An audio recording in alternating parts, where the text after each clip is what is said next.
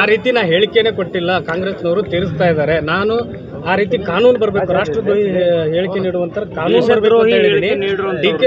D K Suresh ಅವ್ರನ್ನ ಗುಂಡಿಕ್ಕಿ ಕೊಲ್ಲಬಾರ್ದು ಅಂತ ನಾ ಹೇಳಿಲ್ಲ ಅಂತ ಹೇಳ್ತಾ ಇದ್ದಾರೆ. ನೀವು ತೀರ್ಚಿ ಈಗ ನೀವೇ ಮಾಧ್ಯಮದಲ್ಲಿ ಗುಂಡಿಕ್ಕಿ ಕೊಲ್ಲಬೇಕು ಅಂತ ಹೇಳಿದ್ದು ನೀವೇ, ಅವರು ನಾನು ಹೇಳಿಲ್ಲ ಅಂತ ಹೇಳದಂತ ಮಾಹಿತಿಯನ್ನು ನೀವೇ ಕೊಟ್ಟಿರೋದು. ಅದರಿಂದ ಅವ್ರಿಗೆ ಕೇಳಬೇಕು, ನೀವು ಮೊದಲು ಈ ರೀತಿ ಹೇಳಿದ್ರಿ, ಈಗ ಈ ರೀತಿ ಹೇಳ್ತಾ ಇದ್ದೀರಿ, ಇದರ ಅರ್ಥ ಏನು, ಇದರಲ್ಲಿ ಎರಡರಲ್ಲಿ ಯಾವ್ದು ಸತ್ಯ ಅಂತ ಹೇಳಿ ಅವ್ರಿಗೆ ನೀವು ಕೇಳಬೇಕಾಗ್ತದೆ.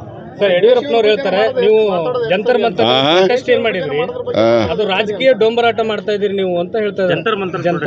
ಮತ್ತೆ ನಮ್ಮ ರಾಜ್ಯದ ಜನರಿಗೆ ಅನ್ಯಾಯ ಆದ್ರೆ ನಾವು ನೋಡ್ಕೊಂಡು ಸುಮ್ಮನೆ ಕೂತ್ಕೋಬೇಕು ಅನ್ನೋದಕ್ಕೆ ಬೆಂಬಲ ಯಡಿಯೂರಪ್ಪನವ್ರದ್ದು.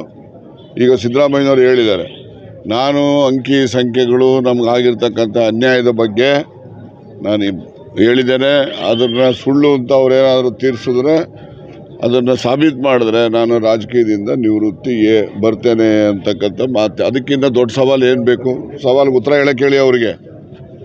ಸರ್, ಕಾಂಗ್ರೆಸ್ನವರು ದೇಶ ವಿಭಜನೆ ಮಾಡೋದು ಎಷ್ಟರ ಮಟ್ಟಿಗೆ ಸರಿ ಅಂತ ಯಾರು ವಿಭಜನೆ ಯಾರೇ ಮಾಡೋದ್ರಿ? ದೇಶ ಒಗ್ಗಟ್ಟಾಗಿ ಇಡಬೇಕು ಅಂತೇಳಿ ರಾಜೀವ್ ಗಾಂಧಿ ಅವರ ಜನ್ಮ ಇದಕ್ಕೆ ತ್ಯಾಗ ಮಾಡಿದ್ದಾರೆ, ಗೊತ್ತಾಯ್ತಾ? ಈಗ ಬ್ಲೂ ಸ್ಟಾರ್ ಮಾಡಿದ್ದು ಯಾರು?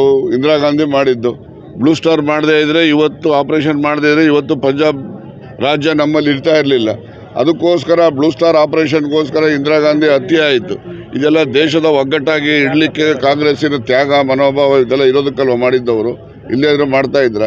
ಇಷ್ಟು ಆಯ್ತಪ್ಪ, ಇವ್ರು ಯಾರು BJP ಅವರು ಇರಲಿ, ಇನ್ನೊಬ್ರು ಇರಲಿ, ದೇಶಕ್ಕೋಸ್ಕರ ಅವ್ರ ಕೊಡುಗೆ ಏನು? ಇವರೆಲ್ಲ ದೇಶದ ಸ್ವಾತಂತ್ರ್ಯದ ಹೋರಾಟದಲ್ಲಿ ನಾವು ಭಾಗಿಯಾಗಲ್ಲ ಅಂತೇಳಿ ಬರ್ಕೊಟ್ಟು ಬಂದಿರೋದೇ ಇವ್ರ ಸಂತತಿ, BJP ಸಂತತಿ.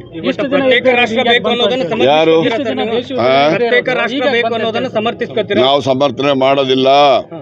ದೇಶ ಒಗ್ಗಟ್ಟಾಗಿರಬೇಕು. ದೇಶದ ಒಗ್ಗಟ್ಟಿಗೋಸ್ಕರ ಏನು ನಮ್ಮ ಕಾಂಗ್ರೆಸ್ಸಿನ ಮುಖಂಡರುಗಳು ಏನು ತ್ಯಾಗ ಬಲಿದಾನವನ್ನು ಮಾಡಿದ್ದಾರೆ, ಅದು ವ್ಯರ್ಥವಾಗಿ ಹೋಗಬಾರ್ದು. ದೇಶ ಒಗ್ಗಟ್ಟಾಗಿರಬೇಕು. ದೇಶದ ಒಗ್ಗಟ್ಟಿಗೆ ಕೆಡಕುಂಟು ಮಾಡುವ ಮಾತು ಯಾರೇ ಆಡಿದ್ರು ಕೂಡ ನಾವು ಖಂಡಿಸ್ತೇವೆ.